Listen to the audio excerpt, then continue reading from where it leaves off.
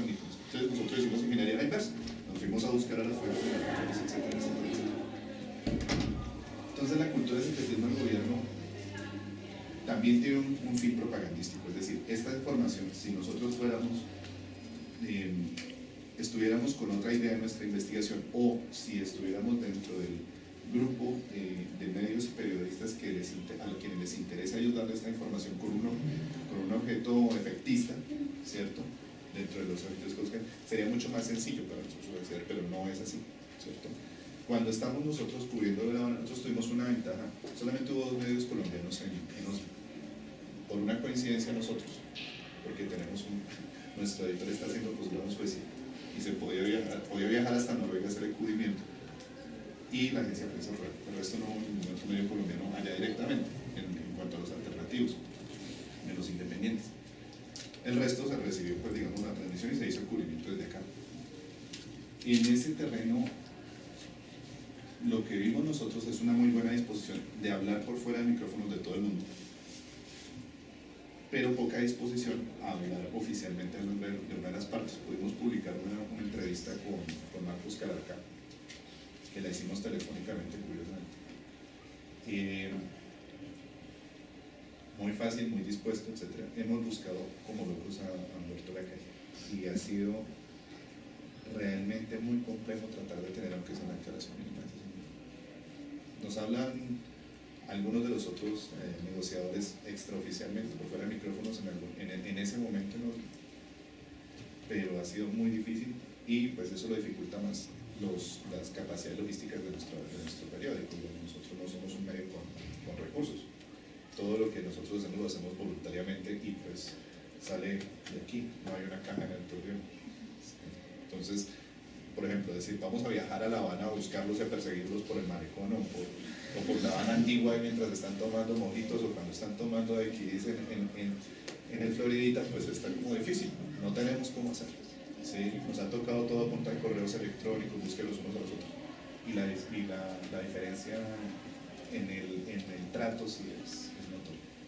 Entonces sí afecta mucho esa cultura del secretismo en el trabajo que estamos haciendo, y en la capacidad que tenemos de informar a la gente lo que está pasando.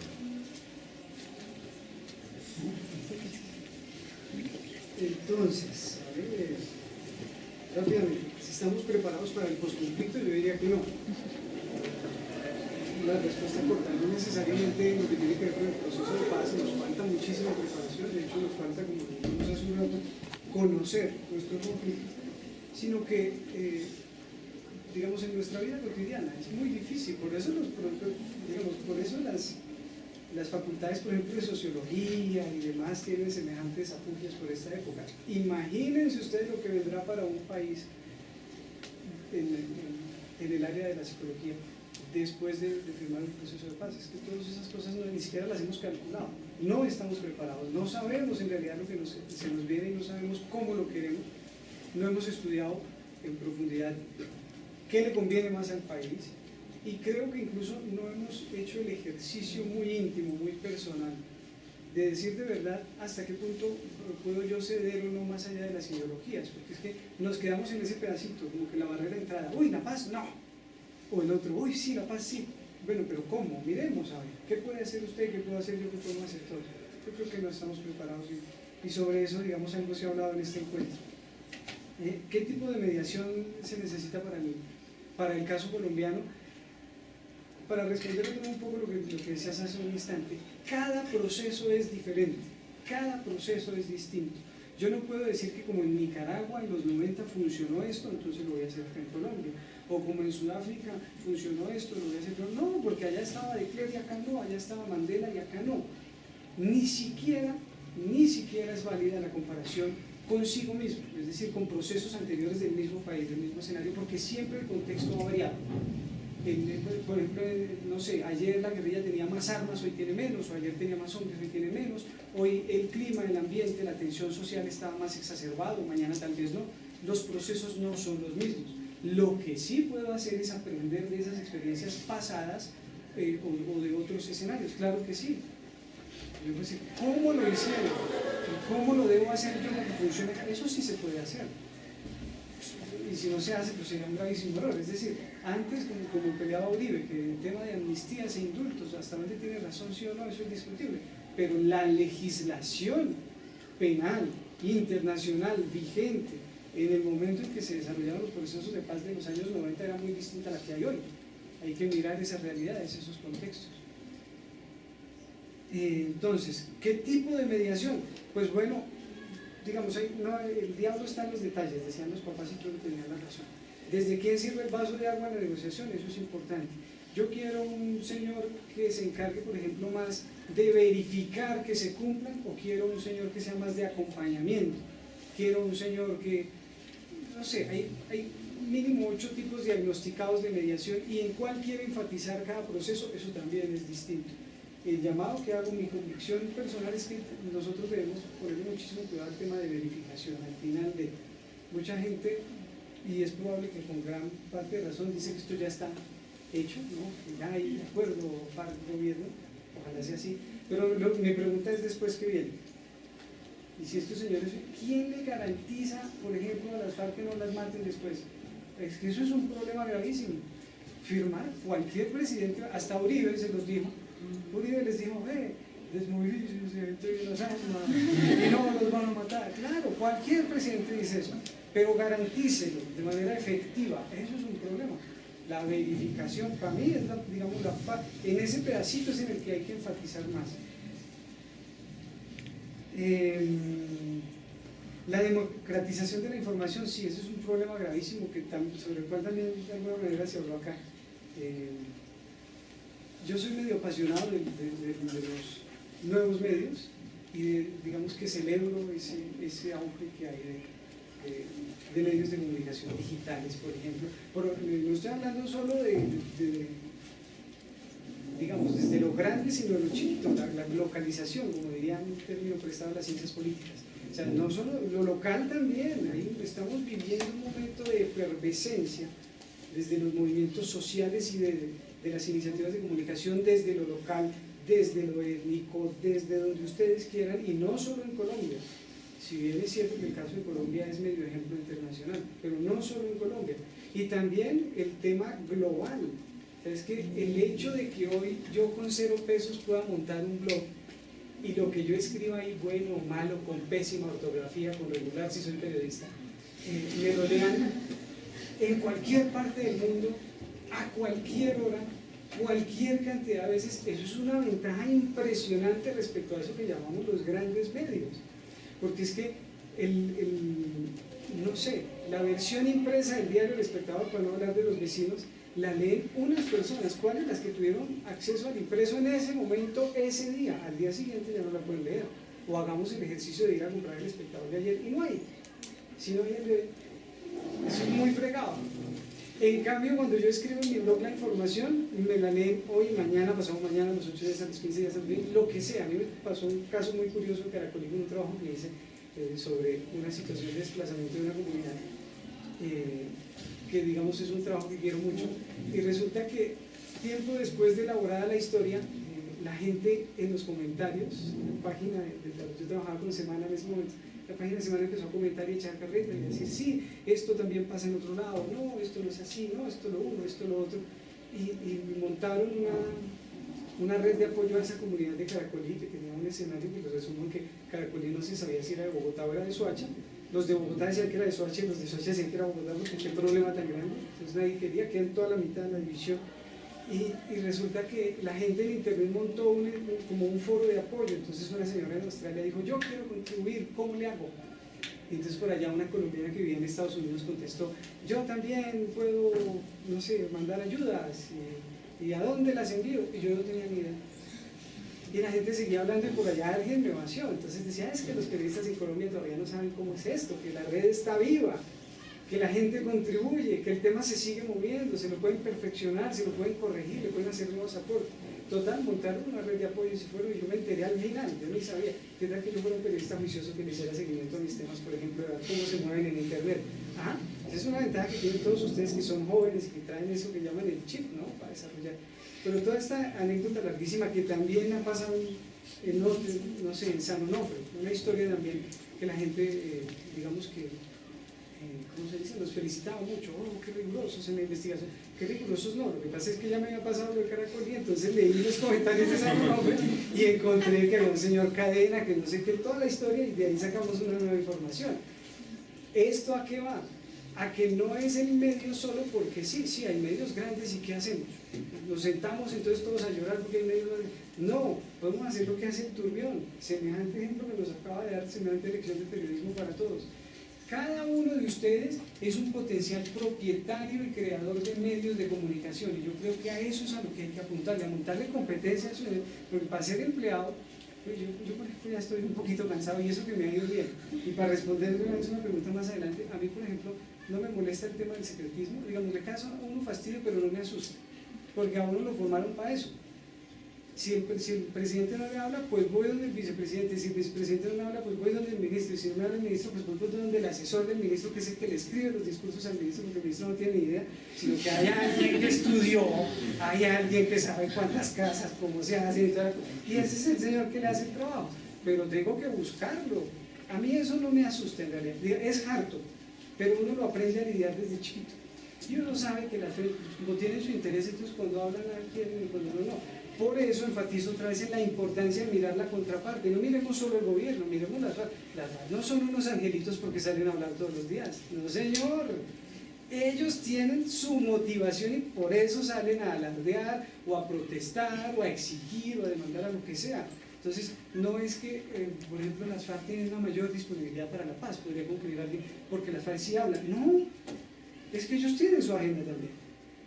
De hecho, como tienen menos prensa regularmente, pues tienen que aprovechar este momento de efervescencia, donde todo el mundo sale a preguntarles y a decirles, oiga, ¿qué va a hacer? ¿Y qué opina del gobierno? Pues entonces ellos aprovechan para hablar. Pero eso no puede ser entendido como que, ay, sí, tan chévere, y es que estos son actos. No, ambos tienen su agenda, ambos. Y cada uno la desarrolla de una manera distinta.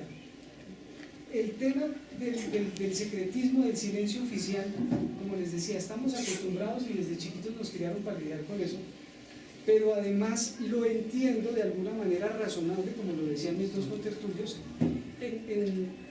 digamos, en tratándose de este tema, del proceso de paz. A mí sí me causaría un susto ver a un funcionario que saliera todos los días a decir y a decir y a desdecir. Eso sí sería un problema grave, un proceso de paz.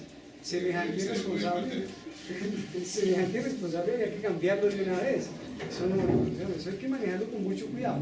Y el periodista, digamos, tiene que saber buscar. Y no todas las veces le van a hablar, por supuesto, y esa es otra cosa que tengo que cuestionarme como periodista. ¿Qué tan relevante es que yo en verdad saque o hable hoy de este tema? Lo digo de otra forma. Es que el ministro no me habló, entonces no hay noticia. ¿Y valía la pena hacer esa noticia? No sé, a lo mejor no. A lo mejor hay momentos de los procesos de paz que si yo los entiendo, no solo con el afán de la chiva, con el afán de estar publicando todos los días, bombardeando de información, sino con un criterio un poco más reposado, pensando en función de lo que viene y de alguna manera del éxito del proceso que creo que le interesa a todo el mundo. O sea, a la gente lo que le interesa es que de verdad las cosas salgan bien. Pues uno se podría preguntar hasta qué punto es necesario que yo hable o no hable de esto. Y repito, digamos, para que no se quede, digamos, mal entendida esta apreciación, lo que dije hace 2 minutos. ¿Hasta qué punto es este funcionario el que realmente me puede responder, despejar la inquietud? No. Es muy posible que no me hable ese negociador, yo busco otro, pues si no me hablaron ellos, yo busco a los asesores. Digamos, hay mil formas. O busco a los mediadores, o si no están los mediadores, de verdad hay que mirar, digamos, salirse. Es que los periodistas estamos acostumbrados a meternos allá en el accidente, a meternos en el incendio, ¿no? Para estar ahí o en vivo, ¿no? Desde todos los ángulos, no sé qué cosas. Pero hay que salirse de vez en cuando de ese escenario, para mirarlo en perspectiva, para ver qué es lo que está en realidad pasando. ¿Sí? Yo creo un poco más en eso. Me extendí, creo que me toca quitar 2 preguntas, porque me moví en esto. Democratización, ok. La función de los medios de comunicación, pues va muy conectada del asunto, y esto también hay que verlo con un doble sentido. Así como toda fuente tiene su interés, por supuesto que todo propietario de los medios de comunicación tiene su interés, y todo ello tiene su interés. Y si la gente tiene una empresa y los medios de comunicación en tanto empresas obedecen a una lógica, uno no puede negar eso. ¿No? Algo tiene que estar persiguiendo Felipe López, empresarialmente, ¿cierto? Pero a mí lo que me aterra es, y digamos, yo he caminado un poquito en los medios de comunicación y empecé haciendo periodismo local, además. Me aterra que a veces sobredimensionamos, y lo digo de verdad con conocimiento de causa, yo soy muy crítico con los medios, conmigo mismo. Sobredimensionamos como que la presencia, nos imaginamos que el tipo está con unos tentáculos allá sacando todo, cuidadito esta coma. No, por supuesto que hay temas que les interesan, claro que sí, y hay secciones que son de ellos. O sea, Yamid Amad hace los confidenciales y todo el mundo dice que tan divina la niña que sale haciendo 1, 2, 3, pero el que habla es Yamid, no es la presentadora, es Yamid. Yamid dice, ayer me encontré en el restaurante no sé qué con el presidente. No es la presentadora, ella lo está diciendo porque ella lee, pero el libreto lo escribió Yamid, con solo 2 deditos así porque él es chusógrafo, sentado ahí con las gafas así abajo, y él lo hace, y él le dice, acá respiras, acá saludas, acá no hagas nada. Es él, esa sección es de él, pero eso no significa, y lo digo con conocimiento de causa porque trabajé 3 años ahí, que Yamid esté leyendo todas las notas. De hecho, la mitad de las vaciadas que le meten son cosas que él ha advertido, que dice, hermano, eso era consulta, hermano, ese no es el ministro. Son cosas, a veces uno se imagina los tentáculos, y no, ellos tienen sus intereses y se meten en los temas que, digamos, más creen que son sensibles, pues por supuesto. Pero en los medios de comunicación hay una tropa muy bonita de gente que quiere aprender, que está tratando de capacitarse. También hay vagos y también hay responsables, y se los digo, y a veces somos medio mediocres todos. Pues digamos, la historia de las metidas de pata de los medios de comunicación, no solo en temas del proceso de paz. Ustedes han visto la sección, la redacción del desnudo del espectador, permanentemente la embarramos. Es un escenario de autocrítica donde uno le cuenta, el director en un ejercicio sensato, Fidel Cano, a través de internet, para quienes no lo han visto, les cuenta a los lectores y les dice, esta semana metimos un titular mal, la semana pasada metimos una encuesta mal, imagínense, y la encuesta era nuestra, o sea, no hay excusa de que es que yo tenía los datos incompletos o no. Además el periódico la pagó para hacerla y metió los datos mal, y vino Clara López furiosísima a despotricar que es que el espectador está mañando encuestas, que son cosas que también uno piensa, ¿no? Que es que el espectador está mañando la encuesta para hacerle daño a Clara López, por Dios, y ahí es donde redondeo. Digamos, los tentáculos de los directivos no están tan metidos así. Eso fue una metida de pata absoluta del periodista que montó la nota. Punto. Es una embarrada gravísima y hay que corregirla, y la corregimos. Y yo no recuerdo un periódico en Colombia que haya hecho lo que hizo El Espectador. Al día siguiente, en primera página, titular, error en portada del Espectador. Y eso es dolorosísimo para mí como periodista, porque uno dice, ay hombre, claro, todo el mundo me va a mirar y me va a señalar, vean, burro. Pero yo no creo en la infalibilidad del periodista. El periodista es un ser humano que tiene pasiones, virtudes, defectos, se locura, la embarra, se distrae, mete mal las encuestas, etcétera, etcétera. Pues eso fue lo que nos pasó. Entonces a mí me da una vergüenza infinita con Fidel, que iban y le decían, ay, es que Fidel Cano está pintando. Fidel no tenía ni idea, no estaba, bueno, yo tampoco estaba de turno, pero Fidel no tenía ni idea, y la gente a veces magnifica eso, es que los medios están manipulados, es que los medios están...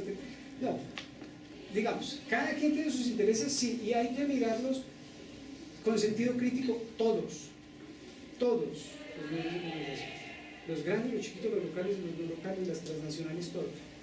Pero eso de que estén ahí como, de verdad que no. Y por el contrario, hay gente muy pila. Felipe López nos decía en semana, decía, esta es una revista de derecha plagada de periodistas de izquierda. Entonces, qué horror. Bueno, la función de los medios ya. La participación política me permito dejarla porque ya la resolvieron y estoy muy de acuerdo con lo que dijeron mis 2 compañeros. El secretismo creo que también lo resolví, y lo de las mediaciones, que apuntaste al final, el secretismo sí. Y las mediaciones, digamos, también estoy de acuerdo, un poco la teoría de Martín Barbero, quien de paso se ha dicho, además de hablar de los medios a las mediaciones, decía, el problema más grave es la autolegitimación de los medios de comunicación, y ese sí es el verdadero chicharrón. cuando yo en Caracol empiezo a decir, oh, es que sensacional la entrevista del Tiempo hoy con el, y resulta que el del Tiempo es mi compadre, y eso es la entrevista. Entonces el del Tiempo hoy dice, hombre, es que en Caracol, ponen un chisme, no, es que en Caracol la maravilla de noticia, ese gran presentador, y no, ustedes han visto cómo somos para darnos coba entre todos, eso es gravísimo, eso sí es grave, por eso hay que mirar los medios con sentido crítico. Gracias.